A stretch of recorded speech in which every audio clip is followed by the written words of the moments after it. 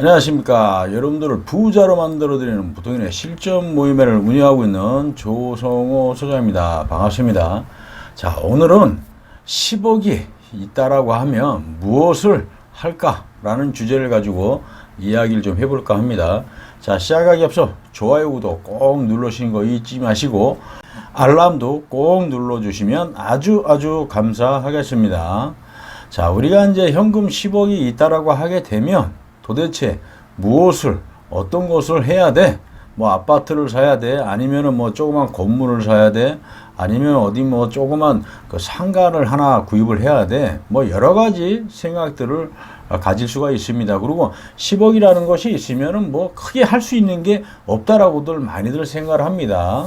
자, 하지만 우리가 이제 10억이 현금이 있다라고 하면 할 수 있는 것들이 우리 찾아보면 굉장히 많이 있습니다. 그거를 찾지 않기 때문에 못하는 거다라고 생각하시면 될 것 같아요. 그래서 노후라든지 어떤 그 퇴직을 했다든지 뭐 은퇴를 했다든지 이런 분들은 우리가 이제 좀 나이가 있기 때문에 노후에 대한 걱정을 안 할 수가 없지 않습니까? 그러면 우리가 내가 가지고 있는 걸 가지고 어떤 것을 할 수 있는지를 우리가 아주 좀 잘 찾아보면 우리 행복한 길이 좀 열리지 않을까 생각합니다. 자, 우리가 이제 하나 사례를 제가 말씀을 좀 드릴게요.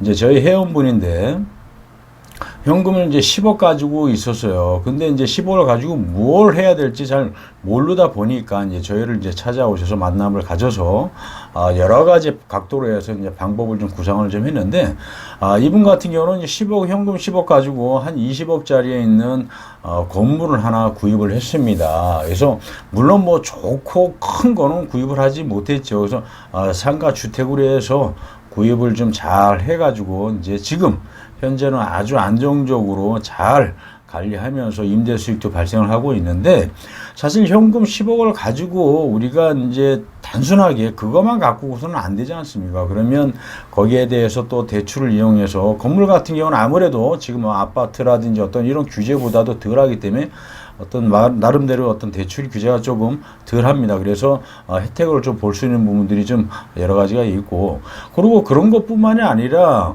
우리가 이제 그 건물에 그 보증금이라는 것들이 있거든요. 이제 그런 부분은 우리가 좀 다양하게 적게 있으면 우리가 안 되니까 좀 그래도 어느 정도 있는 것들을 우리가 좀 찾으면 되거든요. 그런 것들을 잘 찾아서 그걸 가지고 같이 융합을 시켜서 대출이라든지 여러 각도로 해서 플러스를 좀 해서 이 덩어리를 요만한 덩어리에서 아주 좀 요만한 볼륨을 좀 키운 그런 것들을 우리가 할 수가 있다는 겁니다. 그래서 이분 같은 경우는 현금 10억이 있었지만 20억짜리의 어떤 건물을 지금 구입을 해서 아주 안정적으로 생활하고 있는데 뭐 이것이 우리가 단순하게 아파트를 산다든지 이걸 가지고 상가 투자를 한다든지 아니면 이걸 가지고 사업을 한다든지 어떤 이런 걸 잘못하게 되면 우리가 가지고 있는 돈 잘못하면 손실을 볼 수가 있지 않습니까?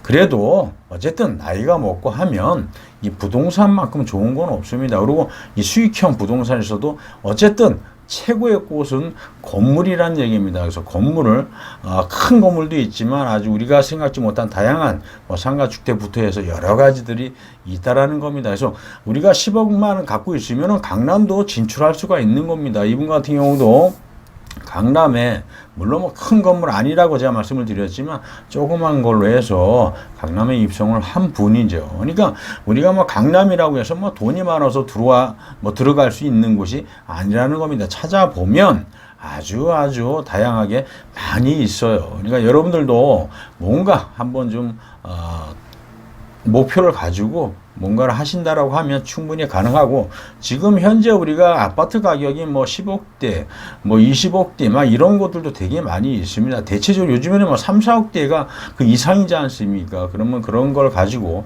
내가 모아놓은 돈 가지고 여러 가지 어떤 방법을 찾아서 이런 것들을 할 수가 있다라는 겁니다. 우리가 도전하지 않고 찾지 않다 보니까 이런 걸 모르는 거지, 이런 거를 관심을 갖고 찾다 보면 굉장히 많이 있습니다. 여러분들도 단순하게 그냥 지금 그 내 돈을 종잣돈을 그냥 딱 의자에 뭐 방바닥에 딱 깔아놓고 앉아가지고 그냥 이렇게 있지 마시고 충분히 내가 집이 있다든지 뭐 이런 걸 가지고 우리가 얼마든지 활용할 수 있는 방법은 많이 있다라는 겁니다. 그렇게 그런 방법을 찾아서 활용하지 않으면 절대 우리가 앞을 한 발짝도 나갈 수가 없습니다. 그래서 들어오는 어떤 그 수익 구조를 좀 만들 수 있는 방법들을 찾으면 그 방법은 당연히 있다. 그래서 저희 부통연하고 그런 방법들을 한번 같이 한번 찾아보신다라고 하면 좋은 방법이 있지 않을까 생각합니다. 그래서 최근에 이런 일들이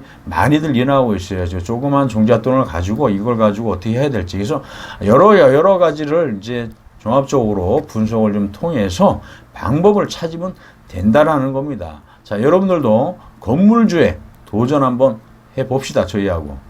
자, 오늘은 여기서 설명을 좀 마쳐볼까 하고요. 인터넷상에 부통연이라고 치면 아주 좋은 정보 계속 올릴 거니까 여러분들 꼭 들어오시는 거 잊지 마시고요. 자, 오늘은 여기서 설명을 좀 마쳐볼까 합니다. 감사합니다.